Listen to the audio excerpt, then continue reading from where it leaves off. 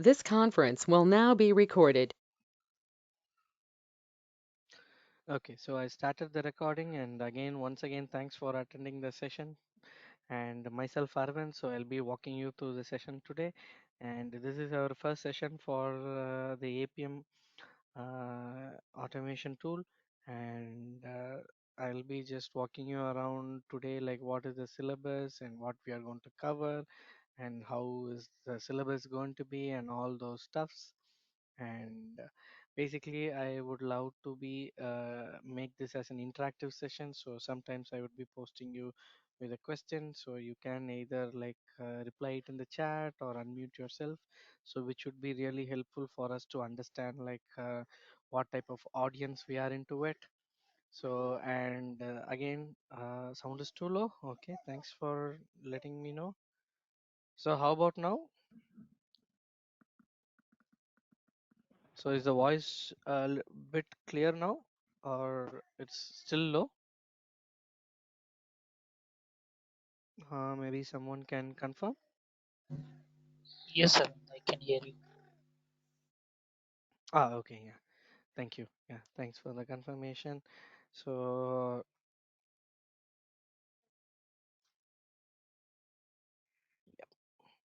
so today we'll be starting off with the demo session. This is the first session for this APM automation. So let me know, like say, maybe let me put the question little straightforward. Like, may I know like what type of audience you are, like say, so maybe you can just post it in the chat, like your so many number of years of experience doesn't matter, but which domain you're working into it and all those stuffs. If you mention it, it'll be quite good to understand. And thanks, Ankit. Yeah, you're a fresher. Okay. So you're passed out this year or like maybe last year or doing your masters or something like that.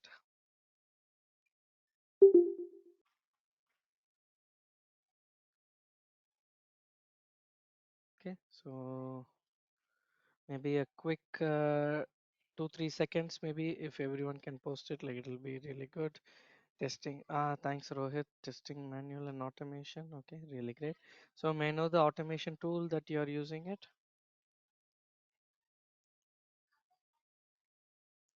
Sound is still low. Okay, Selenium with Java. Okay, thank you.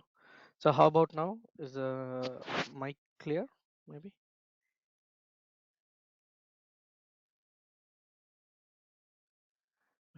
manual. Okay,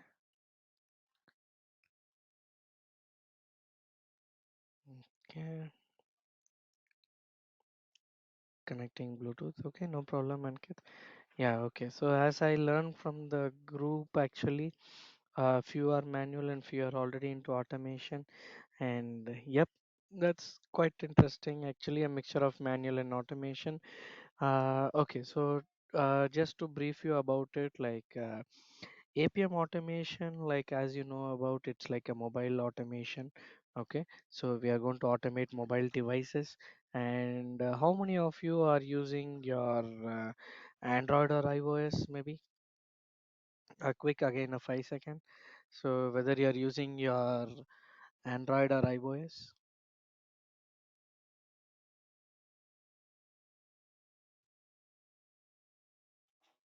Okay, Android. Okay, iOS. Okay, that's great. Okay, so that's great to see. So we have like say Android and iOS as a mixture. Yeah, that's nice. Okay, so why I asked this particular question is like say how many of you have connected your device towards your machine? So if you have your machine, you have your Windows or a MacBook. So did you connect to your system and have the device showed you any pop-ups or something like that? So to understand that particular reason, I've just posted the question because these things are quite important in our automation, because like when you add or connect your devices to a particular connect your devices to a particular machine, maybe it's a Windows machine or a Mac machine, it doesn't matter, but obviously there is a small limitation which I will tell it to you. So you will get a pop-up telling like say, please allow me through the machine in order to check the details and stuffs. Okay, so this is something like say it's a behavior of how a device will be doing when it is getting connected towards your uh, uh, laptop or your desktop. So basically this will help us in order to run through the application. Okay, so run through the application. Okay, so that is why like say I posted this question. And apm automation is something like say and also one more question. Okay, maybe this is the last for this one. Okay, so if you are using an android, so have you tried to like say share your app from one device to another device? So that means I can, if my Android device has an application, maybe a Facebook application, so I want to share this application to another Android device. And maybe just a question to you. So first thing, whether it is possible, maybe you can answer with a yes or no. Okay. So any other? Okay. No. Yes. Okay. Not done. Okay. Yep. No problem. So basically the answer would be like say yes, because now the Android device has a facility, but previously a couple of years back it was a no. Why? Because like say the particular reason of this question is like when you try to transfer it, you might have seen like say it will be transferring it as a package file. Okay, so whenever you download a particular or when you try to install a particular application, it will be downloaded as a .pkg file. Okay, so whether you are aware of it or not, just it's a FYI for you. Okay, for your information. And iOS, as I know, like there is no way to transfer the app, so there is a very good restriction over there. So you cannot transfer it. Only source of downloading is via App Store. So that's why I didn't put the question to iOS because it's not feasible. Okay, you cannot transfer apps from one iOS to another iOS, and there is a lot of limitations available on that perspective also. So it's iOS is a, like a little secured thing is there, so they don't want other items to be part of it. Okay, so and yep, so the questions apart, now coming back to the slides. So this is me, so that's me, Aravind. So I'll be taking around with the session for you.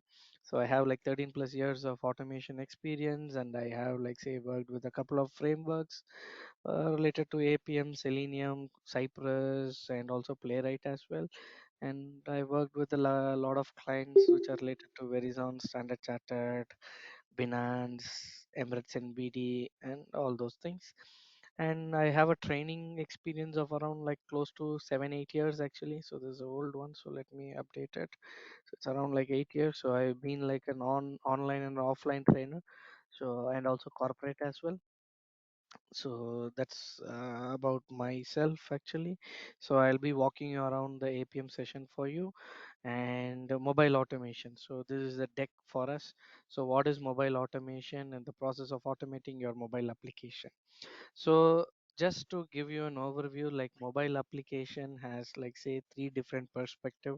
So this three different types of applications, we call it as a native application, web application, and a hybrid application. So what is native application? So native application is nothing but whatever the app you're trying to download and install it, which is available as part of your App Store or your Google Play Store, we call it as a native app. So when there is a native app, so basically most of your banking apps, so if you're available in India, so most of the banking apps are like say native apps. Okay, so even like say Prime Video, Prime Music, Netflix are all like say native apps. Okay, so native apps are something which is only available inside your Play Store or your App Store. You need to download it, you need to use it.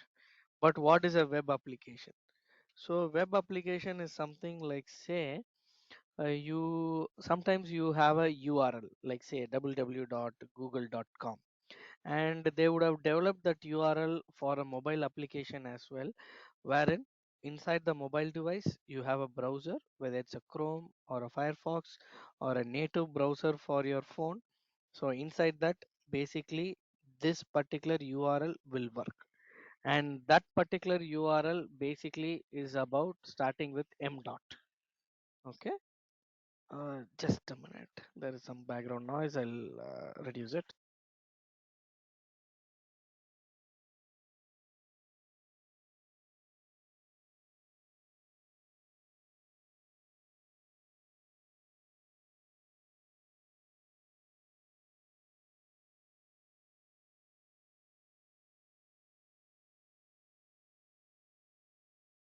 Yep. I hope now it's clear.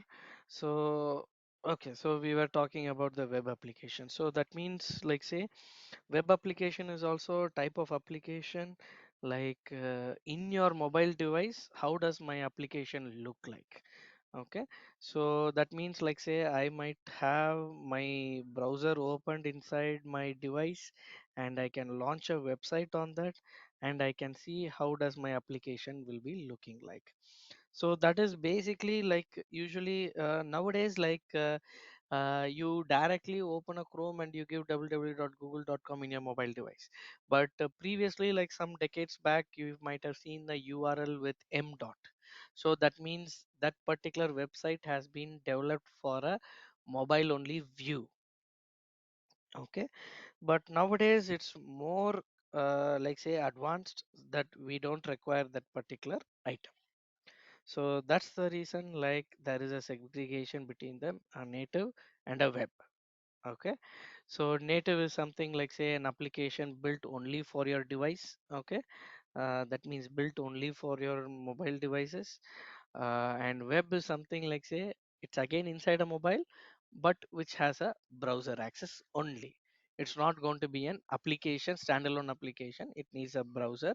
Inside that it can work on it. And there is one more item as well, which we call it as a hybrid. Nowadays, hybrid applications are quite rare. Why? Because we found a lot of improvement in the technology with respect to the native application. So hybrid has been a little dull quite nowadays, I would say. So what an hybrid application will look like is like if you have used your Flipkart application in your mobile device some around like 5 years back or something.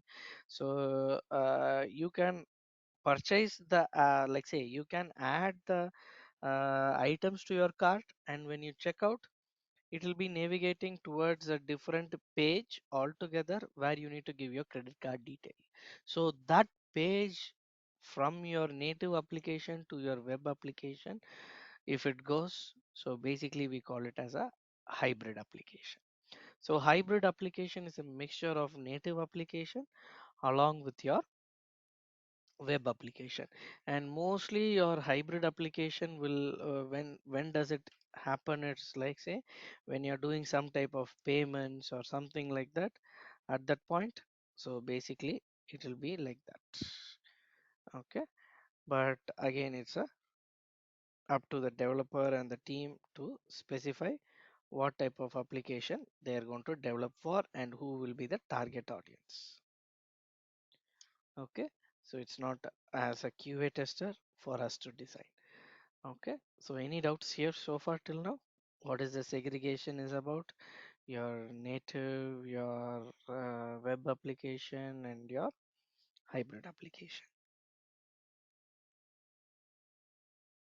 Okay, okay.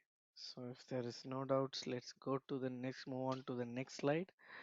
So what is native application? The apps that are written specifically for a platform such as Android or iOS. An Android native app cannot run on an iPhone and vice versa. Okay, so this is again the main one. So most of the Android apps, or like say the Android apps itself will not support in an iOS if you try to change it, and an iOS app cannot change to your Android app. So these are the limitations. Okay, And the next application, like say web application, supports for Safari on iOS and Chrome or inbuilt browser on your Android. Okay. And hybrid is nothing but they are the web application written in HTML5 and JavaScript wrapped inside a native container. So that means, as I told you, we have a native application, and when it tries to move towards your payment domain, it moves towards your web application. So technically, like it's moving from native app to your web app. So that's the reason they have this hybrid application. And where does this hybrid application play a role? So nowadays it has been very limited actually, because the capability of native application is so high. So they stopped using your hybrid, but still I know like few companies which still use hybrid. For example, the company which I work, like Emirates NBD, so which has like say a hybrid application, but it's not for the payment, but sometimes the promotions and offer will be displayed as a uh, on a browser. So basically we call it as a web view. Okay, the technical term I would say, the web view. So based on that it will be working. Okay, so that is the reason we have it up. And yeah, again, the target application depends upon who the audience or where we want to communicate it up. So that is the only thing. Okay, so nothing much towards that. Okay, so now let's see like how does this going to work. Okay, so let's move on to the next slide. Which one to choose? As I told you, the basic thumb rule is like say who is your target audience. They are going to be the decision maker for which app to be used. But based upon all these criteria, they maintain it: the performance needs, the desired features, the development time, budget constraints, and everything. So basically, native application will be easy to develop and easy to run as well, because it doesn't need any external web application. But web application again, it's an easy one. So whoever has a web application knowledge can accommodate your web apps as well. So basically, like to give an example, web apps would be like say Angular and React. All these components are web apps actually. They are capable to do the web apps. I would say, I would correct myself. They are capable to do the web apps. So this is the thing, and the budget constraint mainly. So there is always a budget for every application that we develop. So it can be a hybrid, it can be a native. So natives are easy to develop nowadays than a hybrid. But if your customer intends to use only the web application, even for a mobile device, then that is the only go.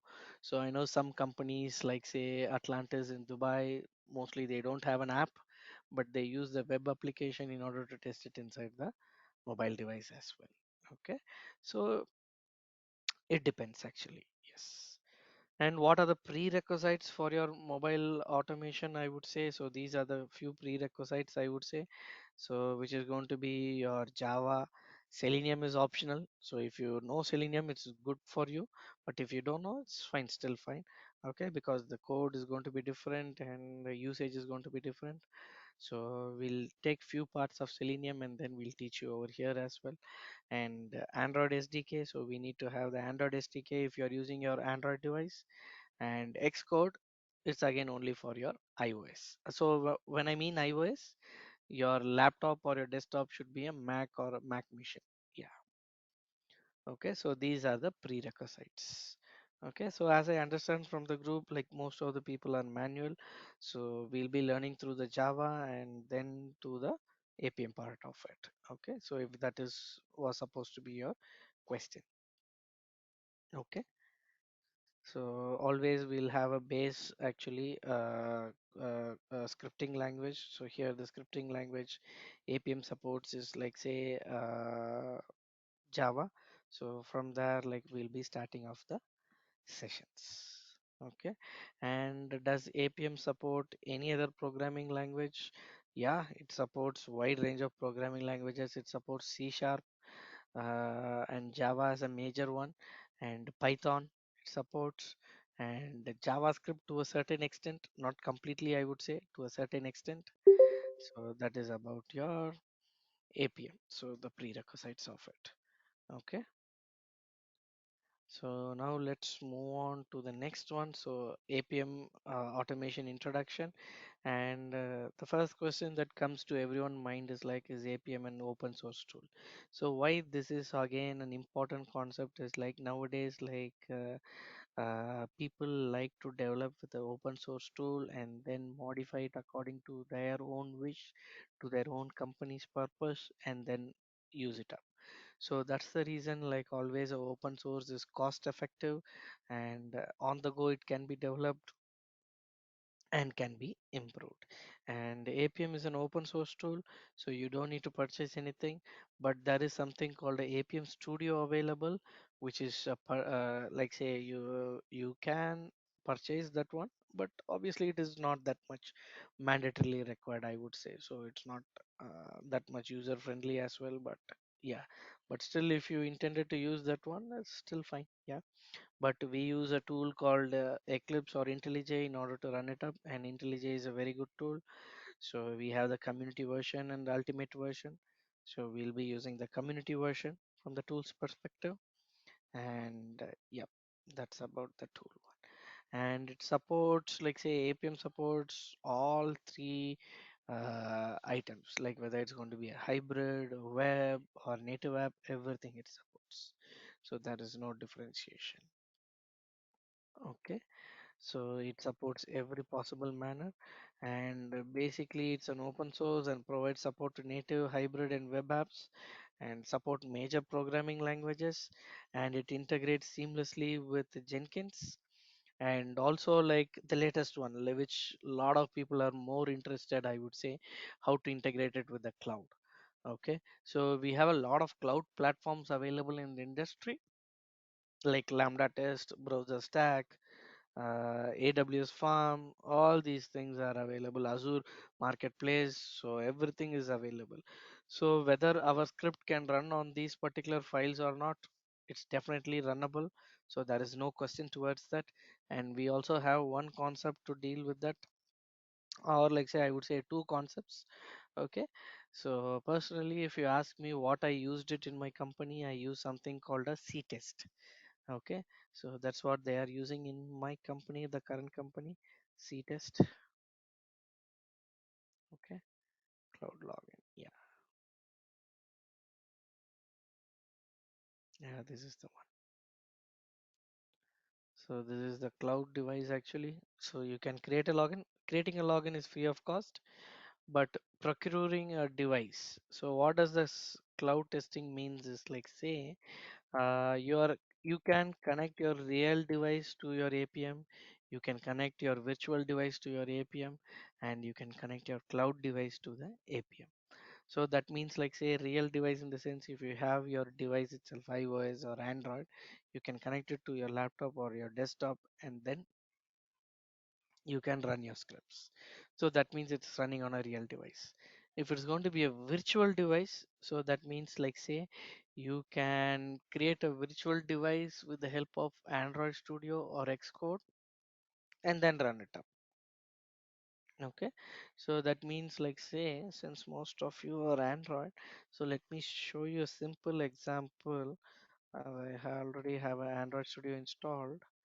So any device which you are comfortable with, you can create it. So that means like say I have created a Pixel 7 device over here. Okay. So this is a virtual device. As you can see, the type is virtual and the API version 33. So I'll come to this at the later point. What is API version and Pixel 7 API? So when I start to run this one, so let me add it Pixel 7. Okay. So let's give it a moment. So you can see the emulator is starting. So again, we have two types, emulator and simulator. You can see I don't have my real device connected, so but this is a device or a emulator where it replicates the hardware and software components of a physical device. Okay. So emulator is something like say it replicates the behavior of your real device based on hardware and software, and it can it can be to a certain extent helpful to test our scenarios. But to be really frank, when you test using your this simulator kind of device, or an emulator kind of device, so basically we don't accept it as a testing completed. So everything needs to be done on a real device.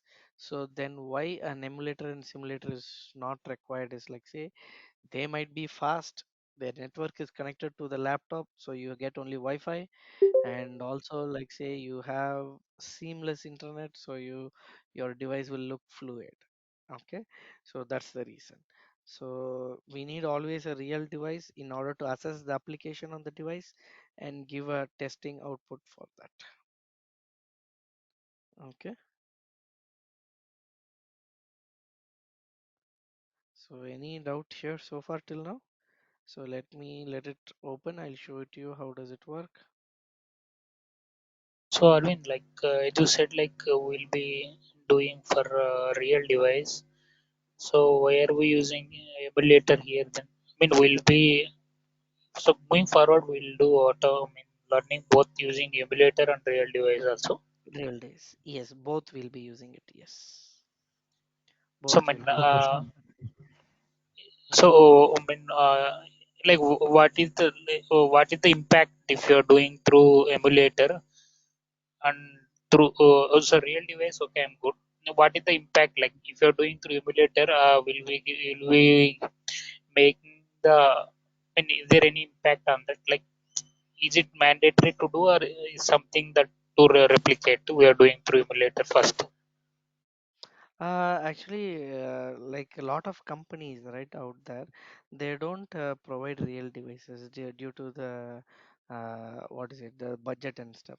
So that's the reason they have this kind of an emulator.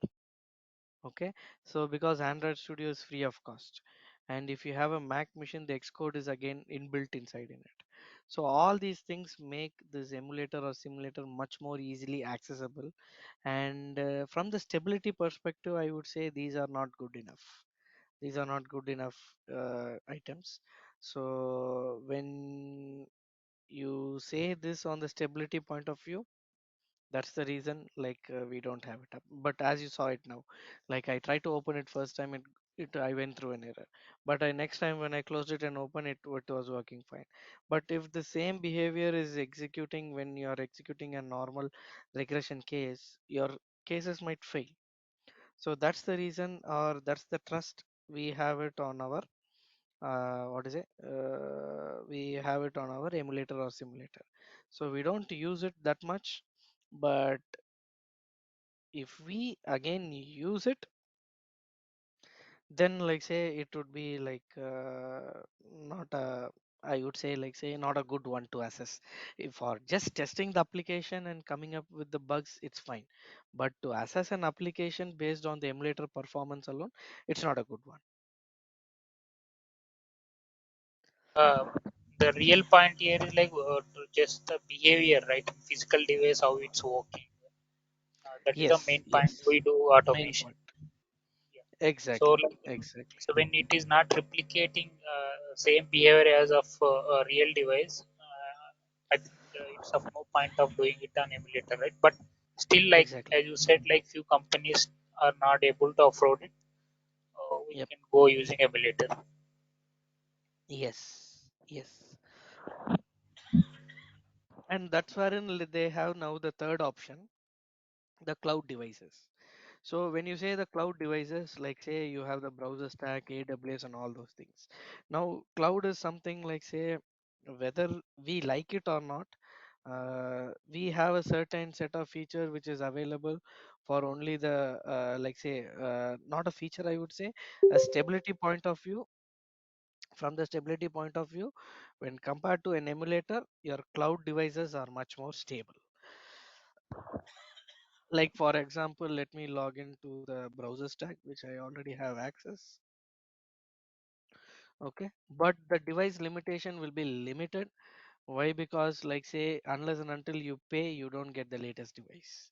Okay, for example, this is my cloud account, like, say, browser stack account, I would say, rather. So if I click over here to my home page, Just give it a moment. Yeah, so you can see certain devices are blacked out, okay, but certain devices are available, and this is the Android version of it, 13, 15 beta, and all those things. So these things are like say usable to a certain extent, but browser stack, if you don't buy any plan, so basically they will not allow you to use more than 5 minutes or something like that. So it's really bad on that part, but you can see it's highlighted. Each device is available for up to 1 minute during free trial. So if you have a free trial, like say it is available for certain amount of time. But C test and all, it will allow for some like 5-10 minutes testing. But mostly the older devices will be available, but which should be self-sufficient for our practice. But when it comes to real devices, so usually company tries to buy this one, and if you see it, the plans are quite pricey, but depending upon the nature of the organization and the finance of the organization, it's you can choose it for something. Yeah. So it, I mean, in this cloud, it will be available for both iOS also, right? I mean, Yes, sorry. iOS, Android, and browser, everything. Oh, okay. So that's the reason like most of the people are adapting towards the cloud now. So no need to test in real device, just try to test it in cloud where it gives you the privilege of Android, iOS, whichever the device you want, or all the devices you want, and also the browser specification as well. So if you want to test it in a browser, then we can go ahead with that. So that's the reason for it. So if you go So for app we'll be, I development, mean, so we'll be doing automation on few Android and iOS in cloud also in this syllabus. yes, we'll be doing that. Oh, Yes. So okay. we'll have a sample script for I think not for C test, but for a different one because everything has a limited time. So let me quickly check what is the provider because you can also create your account actually. Okay, so what is that one I was using? Okay, so let me take it IntelliJ or let me put it this way. Yeah, so it will be available in my GitHub repo. So let me quickly refer it. Mm,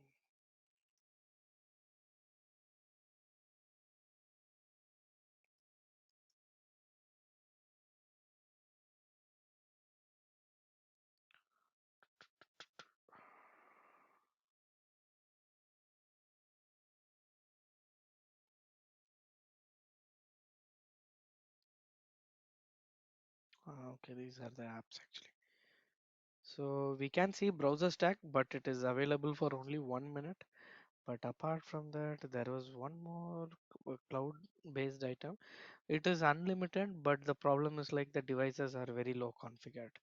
So we'll see which one we can use. Like you can also come up with any of the cloud providers. So I know like three cloud providers, like say C-Test, Browser Stack, and Lambda Test. That is also available. So these are all like say cloud providers actually. So anyone we can use. The format is going to be the same. Only the uh, cloud environment is going to be different. So basically it doesn't matter. So the script is going to be same. So it's going to be remain the same. But which environment? Only that is going to be the different. Okay. So that's the reason we don't need to worry about cloud much because the script is going to be the same. Script in the sense the coding that we are going to do. Okay. So we'll be And doing with physical device also.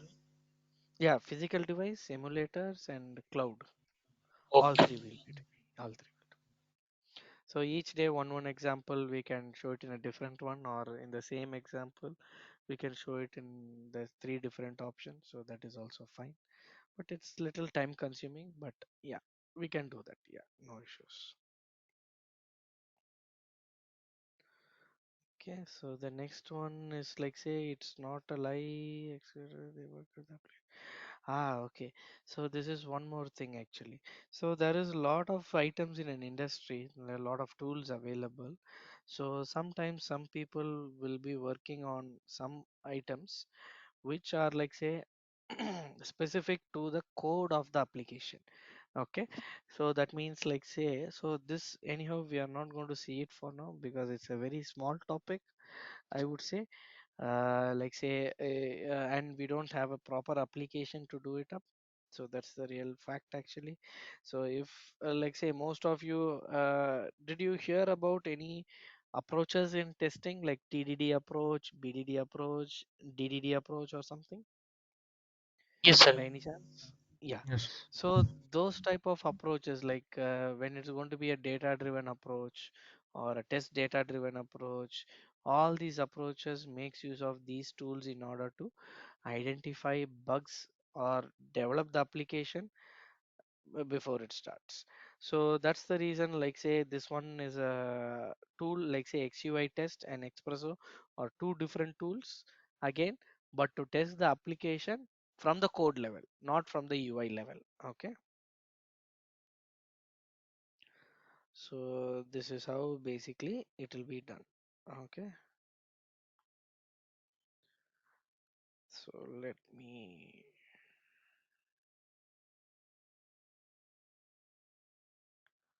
okay. So this is about how a APM will be working. Okay, the advantage of it. And actually I need to tell the difference.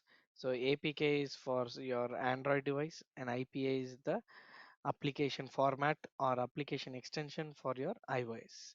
So APK is for Android and IPA is for iOS. And next one will be how does your So are those APM. extensions, or are those Uh, extensions or what? yeah, exactly. It's kind of an extension. How does the extension like you identify is like, so basically when you go to Google Play Store, right? Maybe from the web also we can access it. And when you try to download an application, for example, Timo or something like that. Okay. So if you want, okay, so this is a web application, right? We can't download it. Um, okay.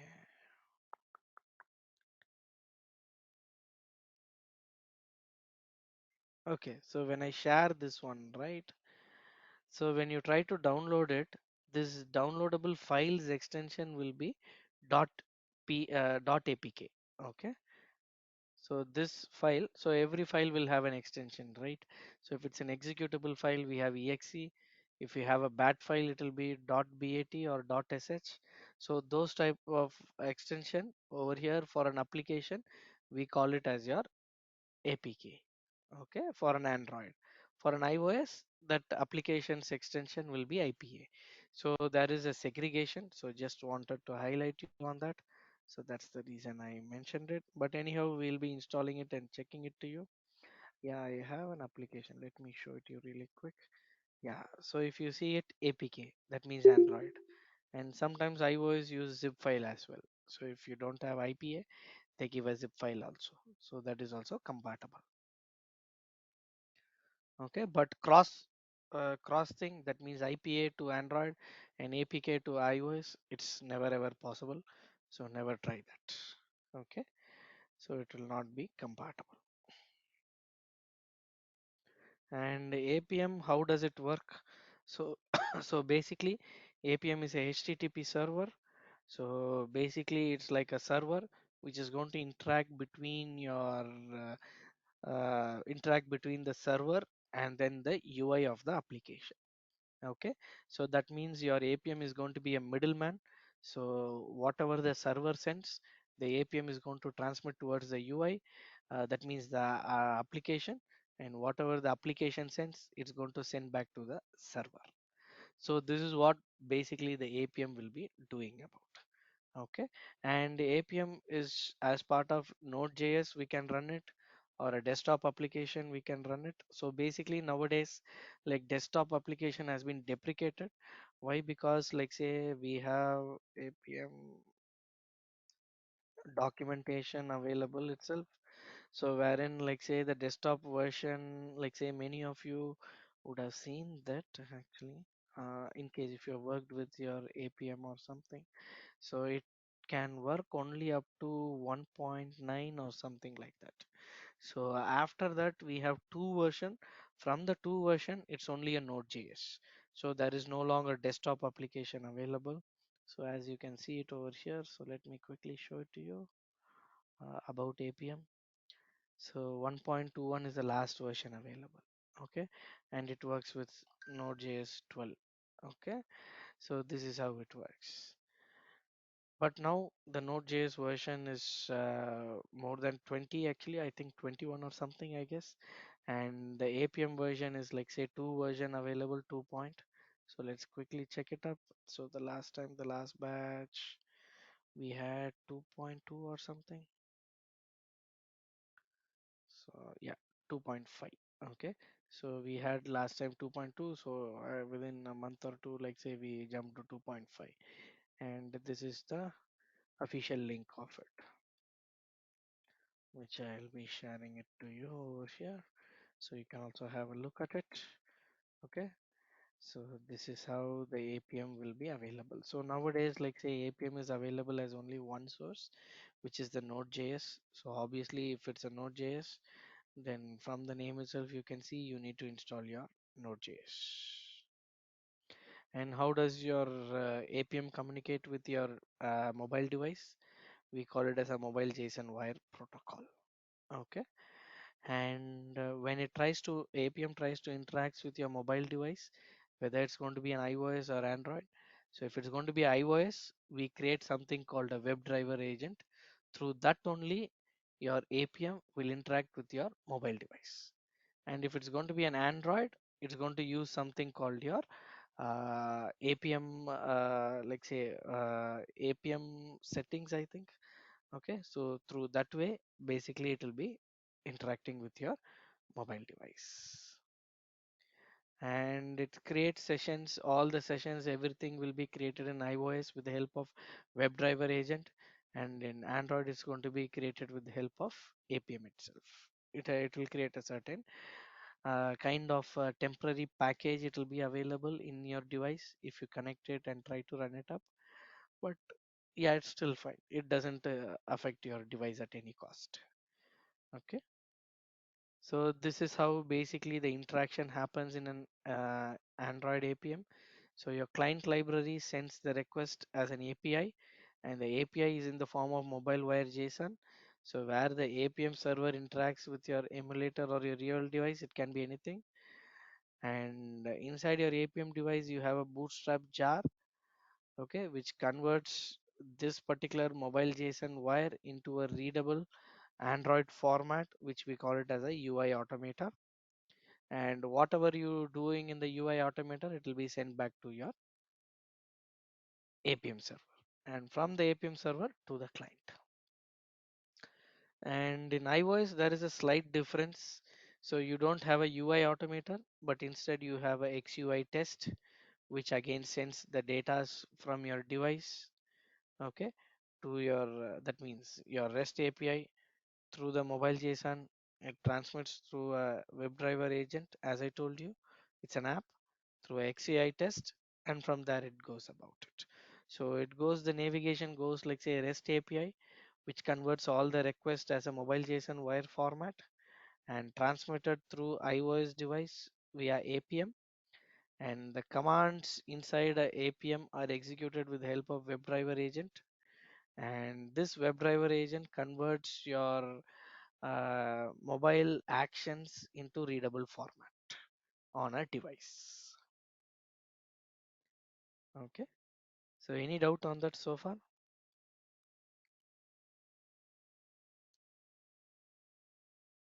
It means we can automate iOS by the help of APM, right?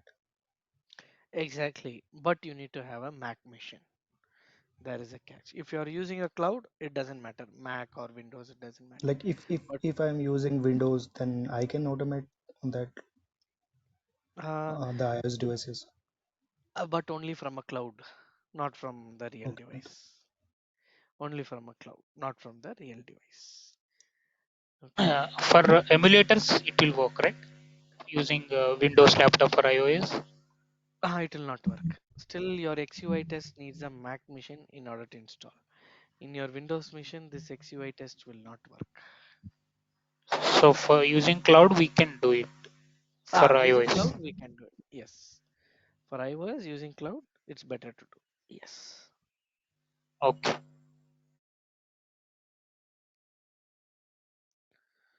Okay, so this is how it works. And the installation of Appium, as I told you a bit. So there is a totally different installation. So these are just a gist of it, how we are going to do it. But there is a totally a different way. So which we need to install, which I'll be telling it to you when we jump into the course. Okay. And this is one more important topic actually. So for example, if you connect your physical device, so as far, okay, so I have connected my virtual device, right? So whether this virtual device is connected to the APM or not, or whether it is connected to the particular machine or not. So we can open a terminal. Okay, so I'm using a Mac. So I'll open a terminal. So over here, there is a command called ADB Devices. If I click on it, you can see my emulator, it is displaying. Okay, so this is a kind of a command wherein any Android device that is connected to your mission, it will detect and show it to you. For example, let me connect my real device and show it to you as well quickly, so that you can have a little understanding like how does it work. So I connected my real device, my Android device. As you can see, allow accessories to connect. So that's my real device. So I'm going to click allow. Okay, and in mobile device, let me try to project it, my real device. uh,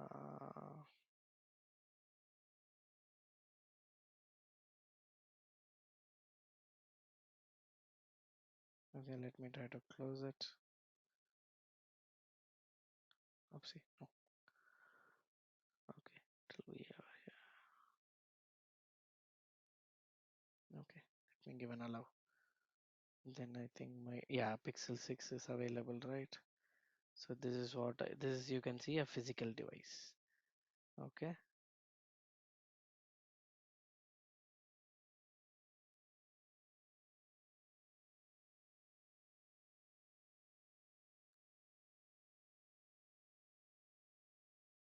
so if you go to the running devices, now if you see Pixel will be there. So this is my device. Okay, so now if you see this ADB devices, if I give it, it will show me two devices. The first one with the numbers is my physical device, and this is the emulator. Okay, so this is how you can connect it up.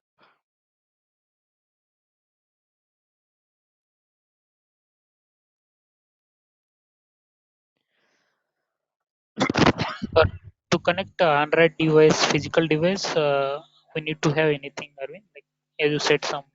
Yeah, we have a specific setup actually. Yeah, so that you again we'll be seeing it up. Yes, so it's at the device level setup only. So usually even in your but you need to have some prerequisite. So those prerequisite are something like say let me give me that baby edit. Let me open my editor. So to make this command available, so basically you need to have installed your Android Studio, which is again an optional only. But why the reason I'm telling this one is like it's easy to install Android Studio and then the package of the device. So when I say package of the device, your Android versions. So I think now we are in the 14 version. So as you can see it, let's quickly check that one as well. So when I see it, okay, let's go now, go to the settings and here about phone. You can see your Android version here.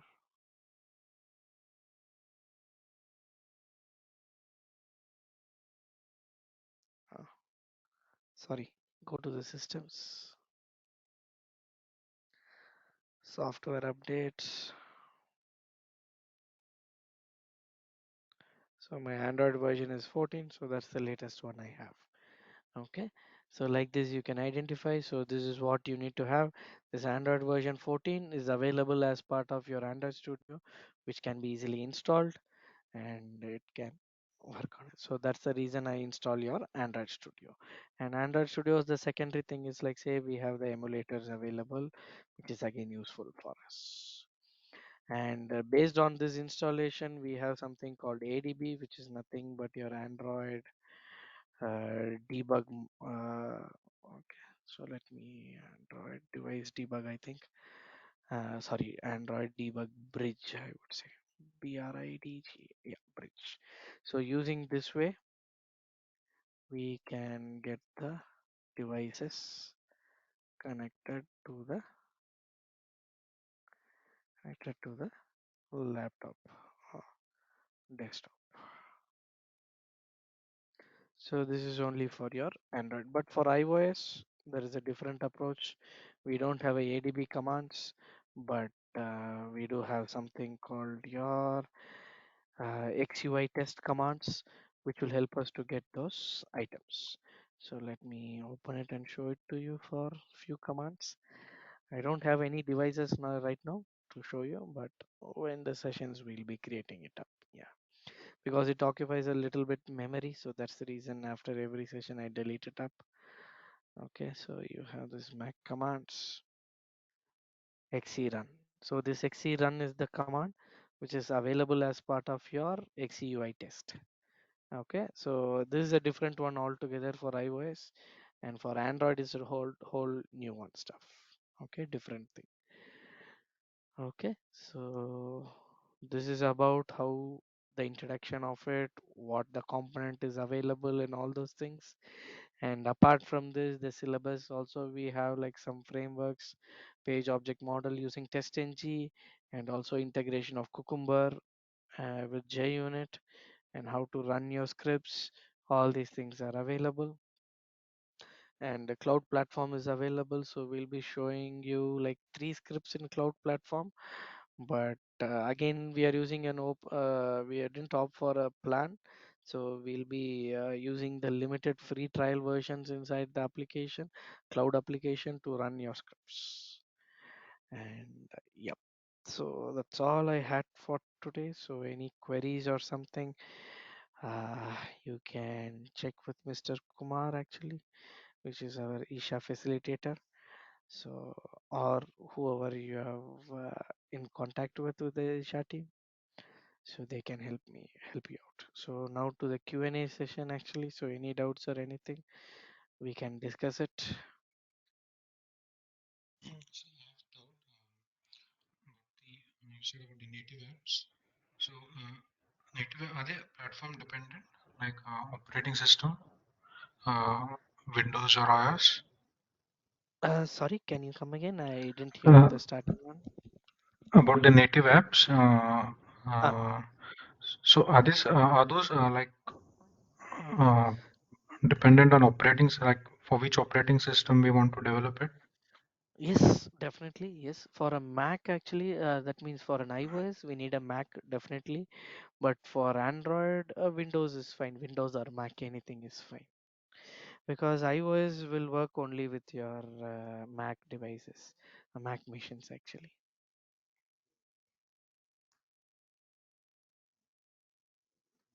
So, Okay, so like as you in said, this. for Hmm.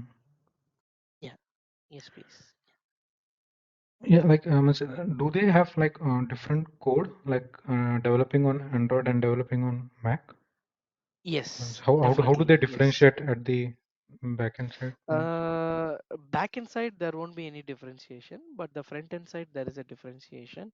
For our automation, like say, again, the code is different.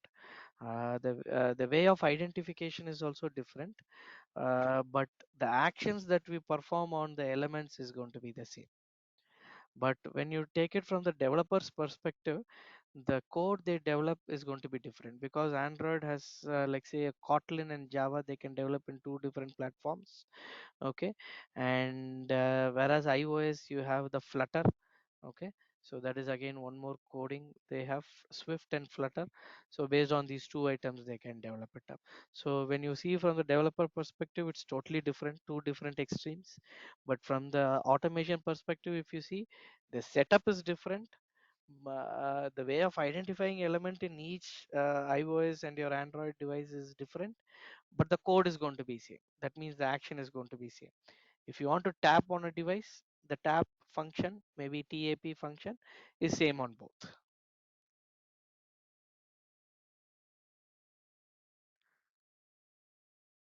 So that's the reason, like say, when you develop a script, to a certain extent, like 75 to 80 percentage, iOS and Android actions will be the same.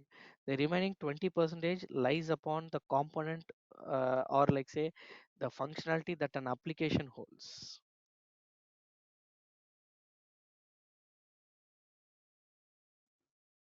Okay, so did it clarify? Okay. So the language in which the app will be developed for Android and for iOS, it can be different, or it can be same Yes. also. It cannot be same actually. It will be different. But Okay. from the testing perspective, it is the same. From the developer perspective, it's different. That means when the app is getting developed, right? So that will be different. Mm-hmm. But for our testing, we have some scripts, right? So that will be Mm-hmm. Java only for both. Okay.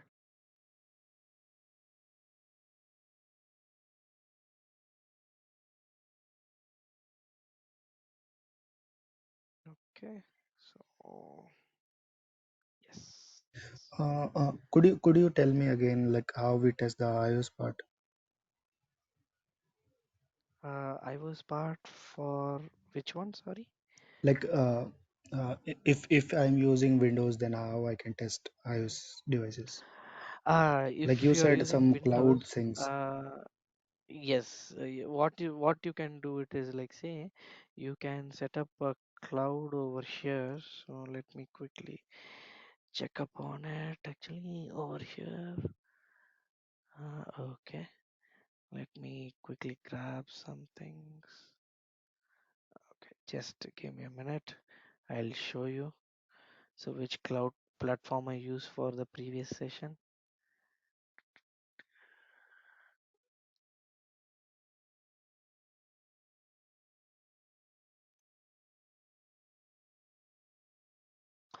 Sauce Lab actually. So there is something called like say Sauce Lab.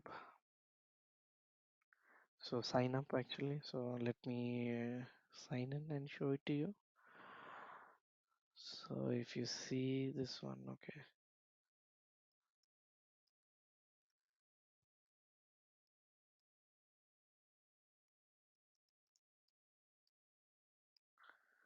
Okay, so Sauce Lab, this gives a maximum time for us to run the script, but the devices are pretty old.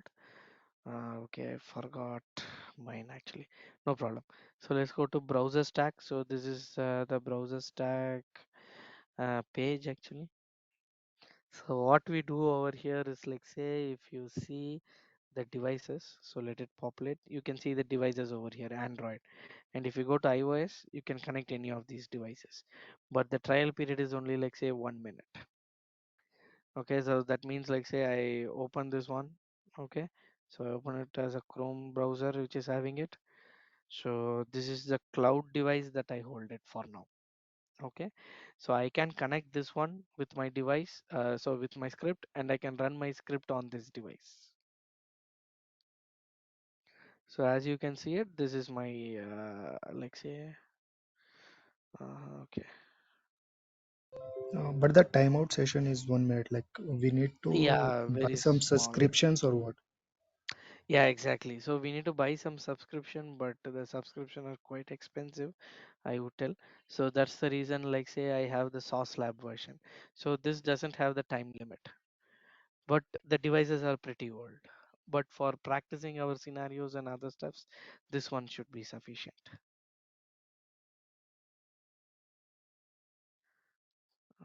So Where the is it? code will works on the new one, new like iOS versions, right? Yes, Yes, it will work. It will work because when you set up your device, right? So the background is something like this.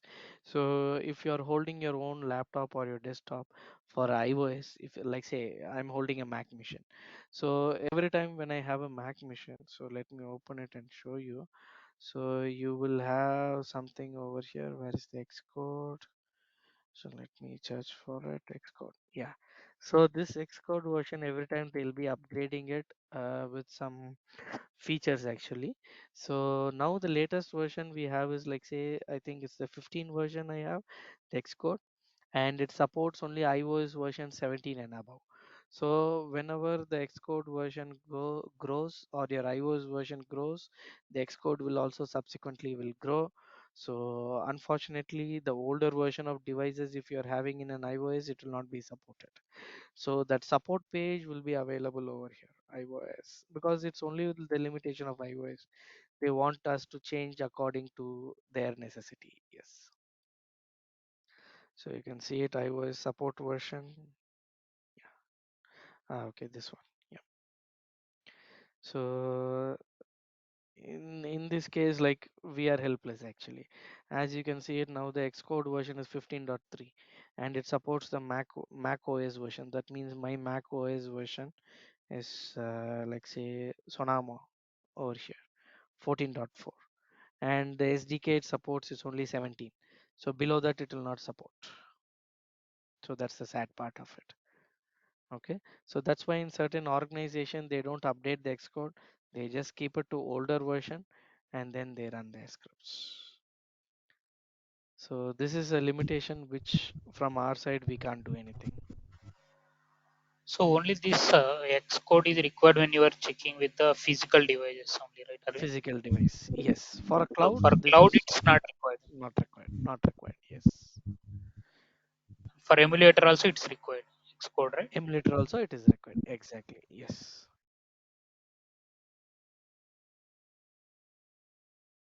So generally, like as you be worked on Appium, like what the clients like they don't want to go for more cost cuttings, like they want to do cost cutting. Will they prefer for cloud or they will prefer for physical devices?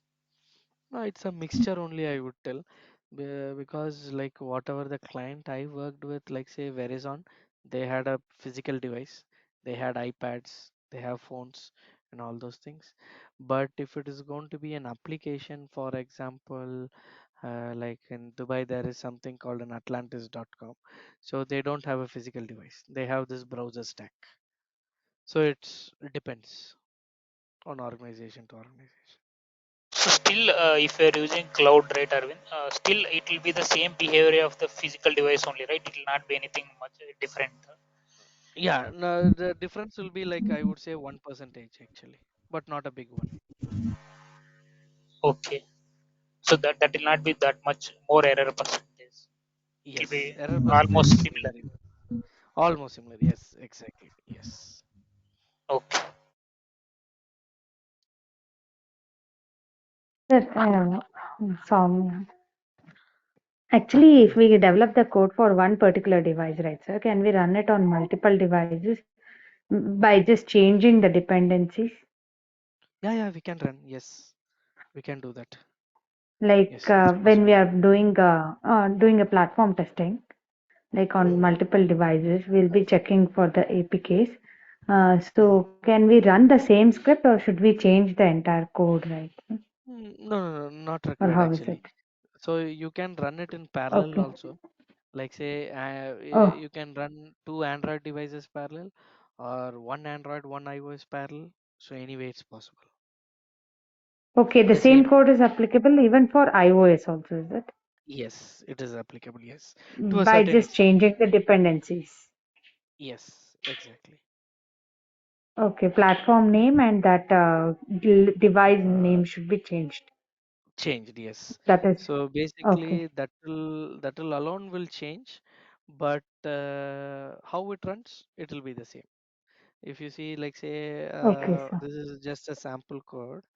Like say, you can see, Mm-hmm. okay, this code doesn't have anything. Okay, just a minute. Uh, maybe for gestures. If you see it, like say swipe, I do a swipe action, okay, over here for iOS, but the Okay. same swipe action over here I do it for Android. So you can see Android UI. The same code will be working for my iOS also. So it doesn't have Okay. any changes.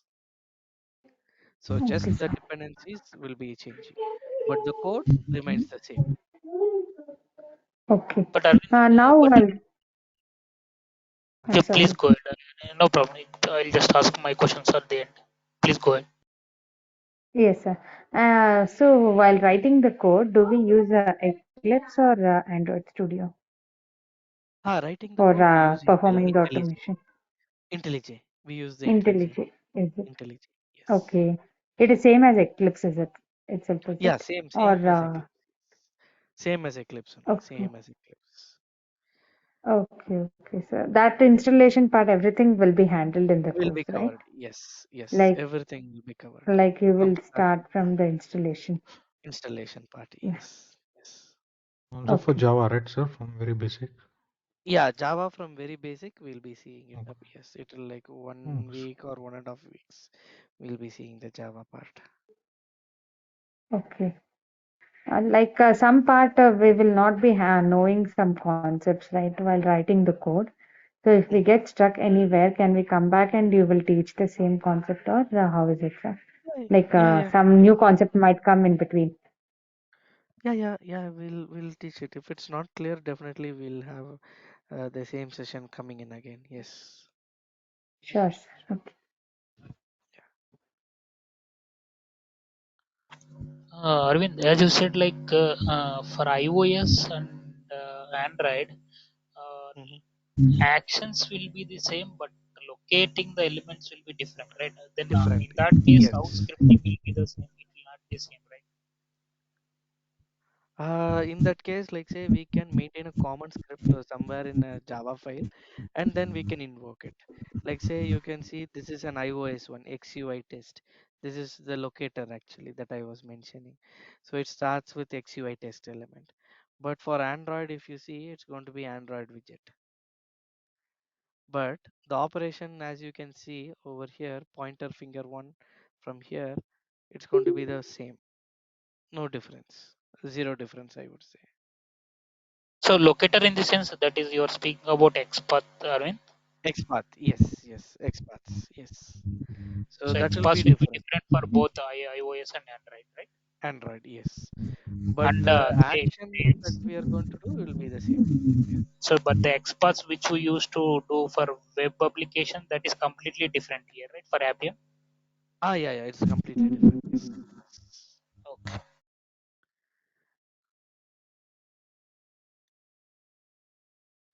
We don't have like the following sibling or those kind of stuffs. We just have few direct ways, and there is a particular locator which is available like Android Studio Pro, I think. Just a minute. Inspector Pro, actually. APM Inspector Pro. So through this way we connect it and then we check it up. We can collect source lab, browser stack, the physical devices, emulators, anything we can connect it over here. So through this way, like say we can opt for it. How to identify.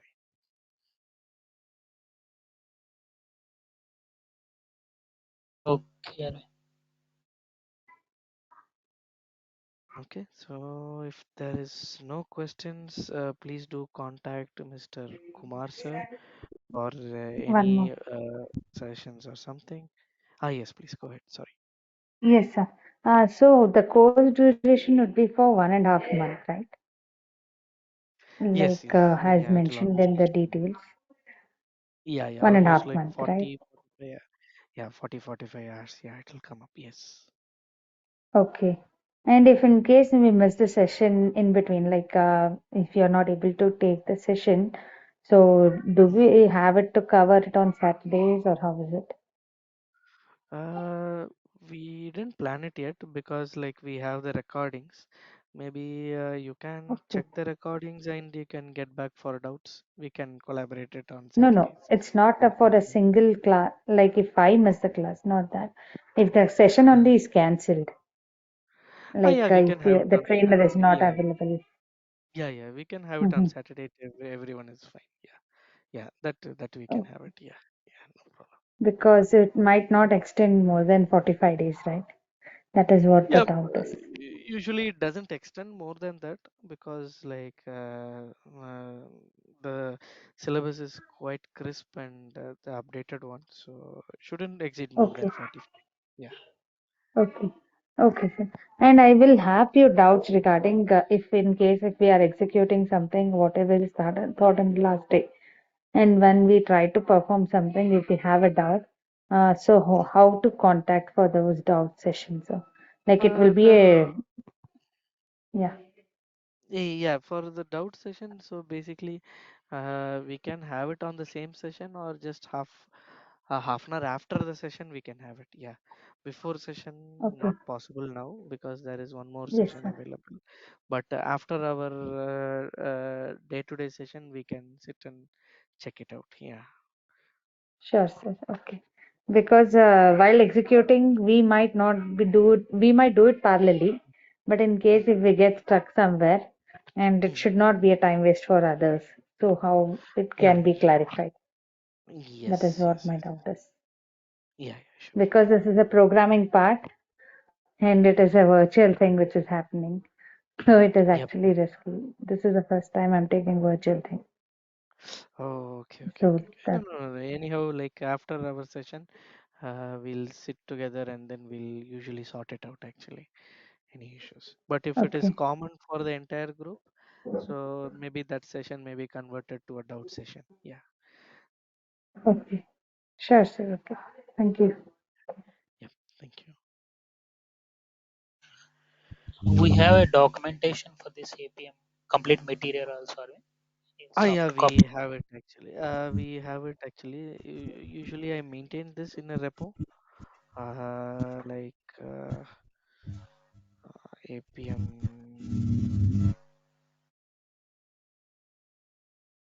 Yeah, APM documentation. So all the installations, everything, our uh, text export strategies, everything is documented. So I'll share this with you. So even the PPTs, what you have seen now, I have it up. So this will be sharing it to you. Yeah. So you can extract it and download it and use it up. Yeah. So maybe I'll ping it in the chat. Maybe yeah, you can have it up. Yeah.